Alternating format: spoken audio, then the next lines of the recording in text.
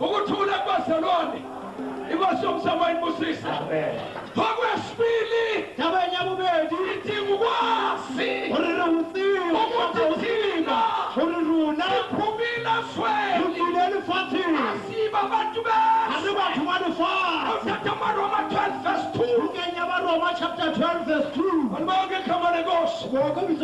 glory to the Son of God.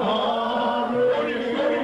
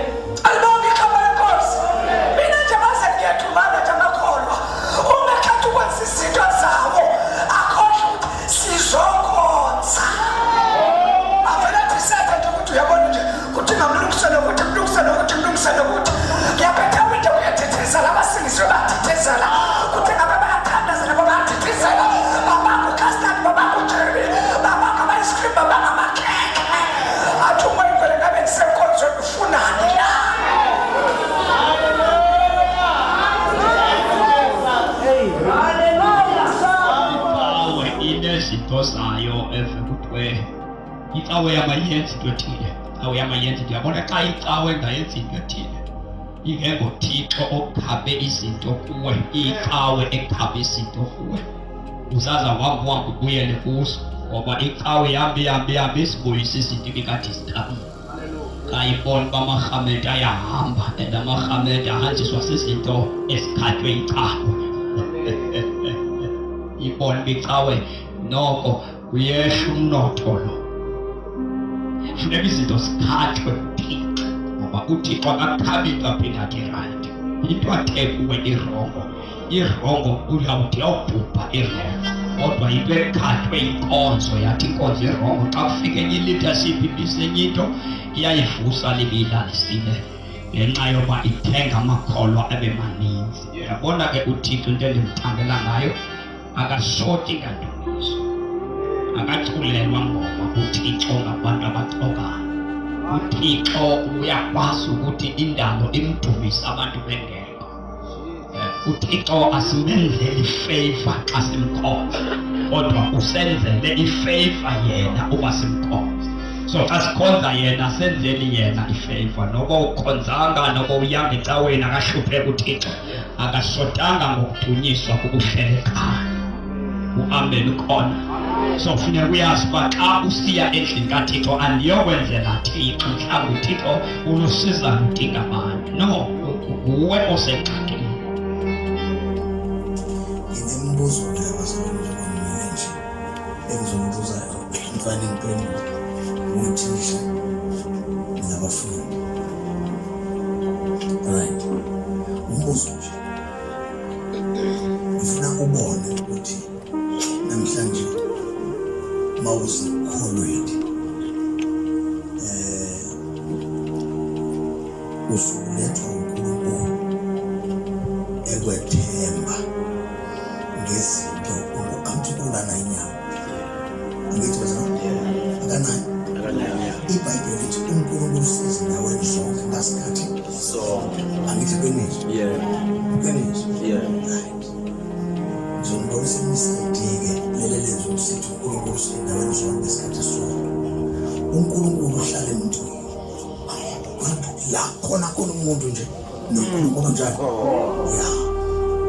siyahambisana ngithi umbuzo wami kanjalo before sothandaza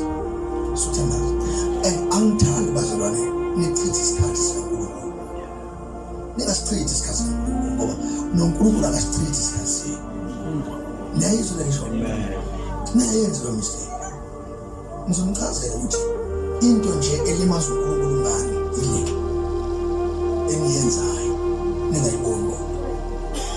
Umbuzo oqala uthi wezilani la esontweni wezilani nje ake ngithi nje ngibuza kuwena ukuthi weza ebandleni lase-International Revival Ministries wawuzokwenzani? Wawuzoba uhlale nje kanjalo ngime mina phambi kwakho ngikushumayela every Sunday every day ukuthi ngizokhathala nami ukushumayela uhleli phansi ngoba kusho ukuthi wenzeni uyazi kanwazi ukulani esontweni owenza lokho kanti futhi usazokwenza efanayo nani okwenza esontweni kusho ukuthi sichitha isikhathi ngebazalwane senza lento angazi ayini yabona khona amanzi thoko na yabona amanzi mangabe ngahamba ajika beyini kuthiwa ulwelwe agcine ngasaphuzo ngoba asuke esedlavu ngithi lawo manzi senjalo ngasaphuzo iyo-ke lento-ke eyenza umzalwane osuka lapha eBanban Church noma eCikiza Church ezi-international uzokwandisa amanzi angahambi kuzongena abazalwane befuna ukuphuza uthotha amanzi awela naye lo futhi osile ethi efika la enamandla ethi uNkulunkulu kugcina sengasena uNkulunkulu esekuzinto esontweni esesola usemanzi awu ulwelo mawufuna ukuphuza amanzi angcwele amanzi aqinile usawathola usufika insolo kanti wangena la engasoli wayibona uNkulunkulu e-International Revival wafica abantu abanjani abawulwelo naye wajikwa bawulwelo uyathola le kusho imali sakha ulwelo sika abantu benkolo zakwenza ama-custom bazi-customers abantu ngoke nje abantu baze babamba usindiso bekuthiwa khona usindiso lecawe ethile nolwethile bangasalibamba usindiso oluvela kuKristu bakhelwe abantu ngokwasesicaweni bangakhelwa kuKristu yenze into yoba lonto ibandla noma amasindiswa ahambe ehlelwe sisidima ngoba nawo ahamba enza izinto ezifanayo nezinto ezenziwa ngabantu abangakholwayo. Into ewagqibe amandla amasindiswa ukuba bahambe bakhelwa phezu kweseko zabefundisi neseko zenkonzo zabo. Uselishweni xa wathola uJesu waphinde wabhidwa phezu komntu uselishweni uselisweni xa wathi xa usindiswa waphinde wabanjiswa icawe yakho kunokubanjiswa uKristu. Uselisweni xa uchithe amandla akho ukhonza icawe ungakhonzi uJesu. Ngoba funeka uyazi uba xa usindiswa le nto kuthiwa yi-salvation into ozimeleyo kuyo engadibananga necawe yakho. Ngoba ndinganabantu endikhonza nabo kodwa sidibananga ne-salvation sehlukene kakhulu. Baningi abantu besifazane bagingwayo kodwa bengagingwa amadoda.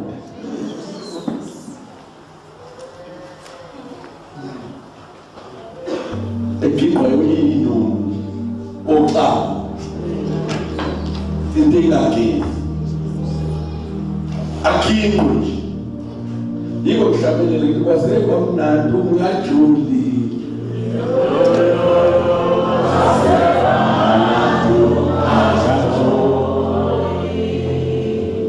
Mase sithi chaza ukujola sisho ukugina njengona.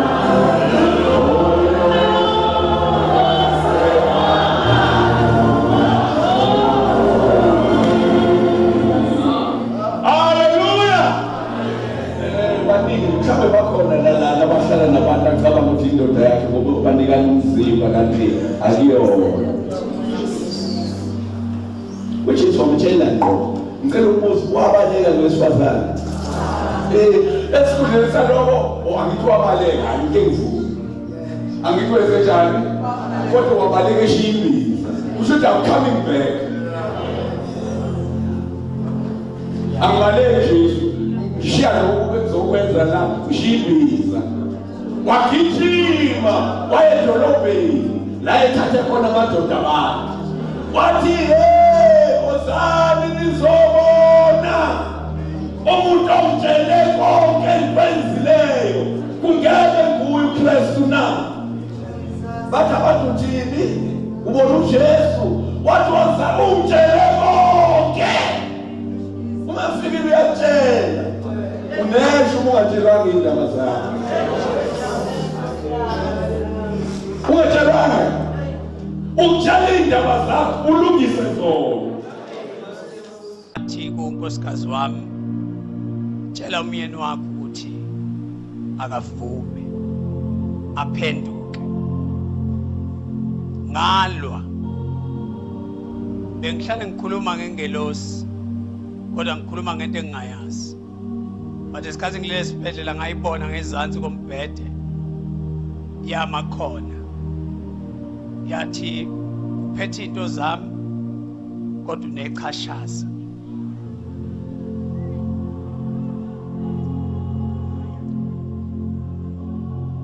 Yasikipha into enjengephepha eyalivula kanje elalibhalwe ivesi elithi njengokuba ngingcwele manibe ngcwele nani. Yathi ngelosi yakhumbula ungene esibhedlela uphethe umphimbo kodwa wathi usuka kudokotela kwathiwa une heart failure, kwathiwa une pneumonia, kwathiwa une abdominal TB. Yimi oshaya wena ngoba ngikunika into zami. Wabiza abantu bagcwala, wamisa amatende, wakhulekela abantu basinda, bekuyimina. Kodwa bengiyitshela ukuthi uma ubona ngihamba nawe leli qhashazo libona lelincane uzolicisha. Wathi abantu abaningi baphethe izinto zikaNkulunkulu kodwa bangcolile. Wathi prosperity imina othi ayishunyayele ebandleni kodwa ngishonga ukuthi aqalwe ngayo. Ithe aqale ngeholiness. Bosa Esefikile yena hayi uyaqondisa izwe ngokona ubeka khisi nangokulunga ebazalwana nangokwahluka. uyabona umuntu masefika ivangeli uyathanda uthandiswa isikhwaka nike nasinzo madoda sishe ekuseni sike sathi isikhwaka ibeshe ekuseni angithi angithithekile phela uma usula ngoNkulunkulu yentaba manje ukhulume kanti usukhuluma uJuda ngoNkulunkulu ngoba kukhona uNkulunkulu la awuzi wedwa la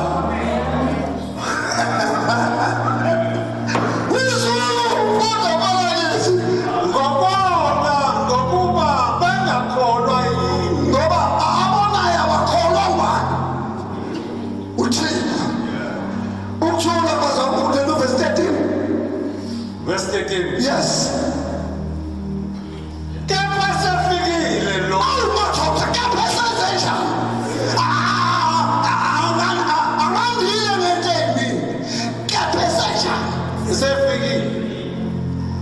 Lelela khona umduduzi. Sefikile manje. Ake sithi ke la. Kepha esefikile lo umoya weqiniso.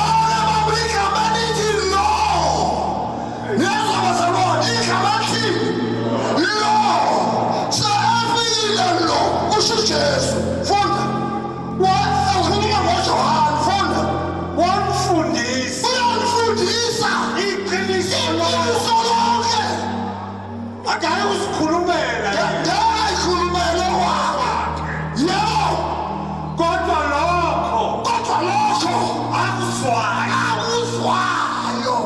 wakukhuluma antshele lokho akuzwayo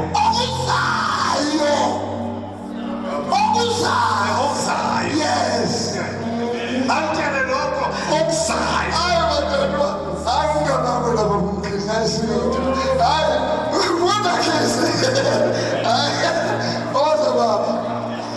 uyakumdumisa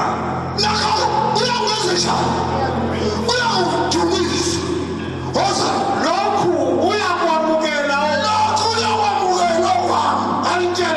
antshele kona konke ubaba anika anakho kungokwami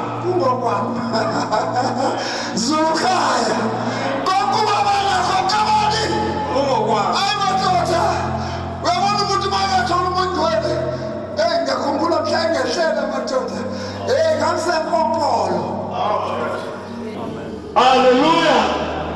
Uma ivangeli lishoda ngamandla kaNkulunkulu akulone lakhe. Ayishelwane nomkhulu la. Uma ivangeli lingenawo amandla kaNkulunkulu akulone likaJesu. Jesu uyena oshilo uJesu wathi niyobeka izandla kwabagulayo babenjani bazalwane. Ngeyindlela iwuphawu ukuthi uJesu ashaya isitembu nina senidlulile kodwa kusala ubufakazi bokuthi kudlula uJesu kulena. Nakumisa for 5 minutes akathawaza ulutho for 10 minutes akathawaza ulutho kanti uYesu othi ngisakumisa empumalanga endlini lekhona kameleni ngabona kuqhamuka ilambu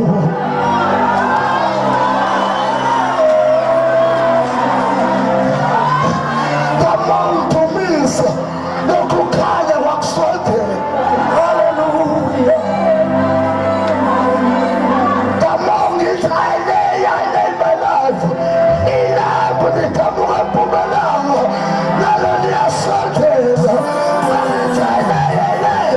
Ilambu nalo liyasondela. Waze wabiza ukuthi mina ngivala amehlo ngoba it was too much. It was too much for me and for my eyes. It was that close. And ngayisaba lento engibona wasabela ukuthi no ayebezulwini amakherubhi namaserafi nawayakhothama shuthi vele igazimulo yakhe kufika yena kusaye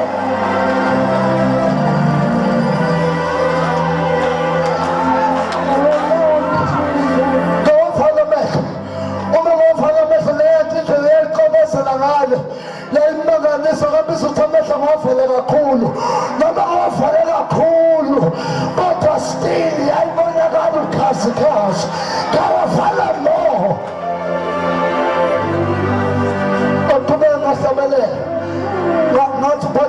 kanjani ngavela ngeze isandla sithinta isandla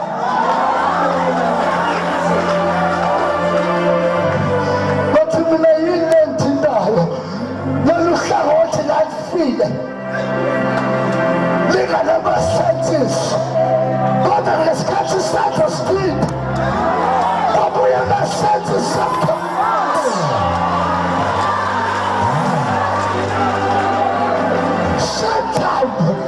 ama-senses abuya wathi ngisalindele lokho ngethi isandla sithinta isithupha esigqokeni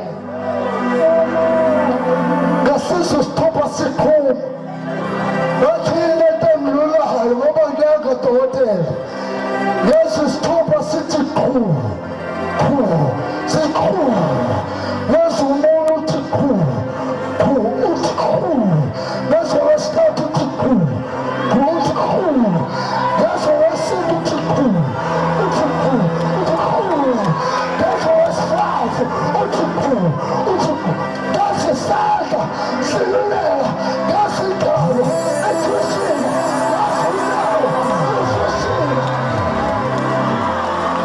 wathi usejalo lesi mbaba ihlala la kanti uNkulunkulu wayiqedisa ubuso washaya baba obeshaya baba akizwanga upheni kodwa ubuso ubuyele endawo yakho njengoba nikubona wathi kusejalo ngeze umnyama wavalekile uthi kwaphosa ulimo athi emva kwalokho athi ugcwele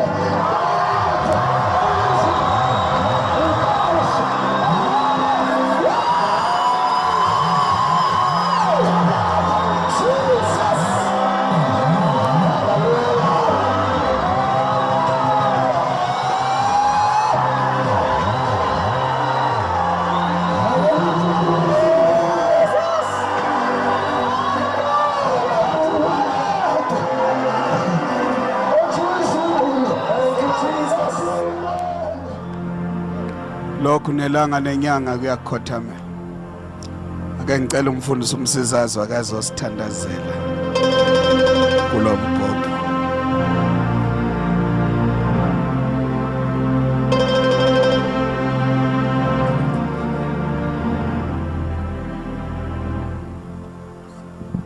Unkulunkulu ophakemeyo ulidwa lehlane lami ungumpheme wokuphephela wena ungefaniswe nalutho emhlabeni wena wembetha amandla njengengubo wena ugibela amafu njengenqola. You are the lily of the valley. You are brighter than the morning star. You are the one who was and is to come. You are the Lamb lifted up. You are Jehovah Shalom. You are Jehovah Mikadesha. You are Jehovah Tikeno. Ungomdala weinsuku ungefaniswe nalutho emhlabeni. Sithi wena wethwa ungcwele ungcwele ungcwele ungcwele ungcwele ungcwele ungcwele ungcwele ungcwele ungcwele ungcwele Kosta likhoba shantalia ekolia batalia ba ipolia senta elebashia talabaha ipaina kapaina ilabasia kapa eina paina shila ipalia tapoina eliasa kapaina ipai kapaina ba ilapataina masa elitapakamaya ipalia sapa eitoko itoina masi elepaina paina ilabata paina ka elohosia Oshimaya Nesnala Makadish. We thank you, Jesus. We give you praise tonight. We're saying you are holy. You deserve the glory and the honor. You are the Lamb lifted up. Take the glory, take the honors. Let the heavens be open in this place. Let your move, Unkulunkulu namandla. Let your hand in this place in the name of Jesus. Oshimendele siyande kodila. Ushenele memesi antakamaya. Ushamamande mesi etelikama. Ushimele memesi enteliyamaka. Ushamamamama santeliyama. Ushenele kusila babayande. Ushabababababababasiya. Otile memesi antala babayande. Thank you, Jesus. We give you praise. We give you honor in Jesus' mighty name we pray.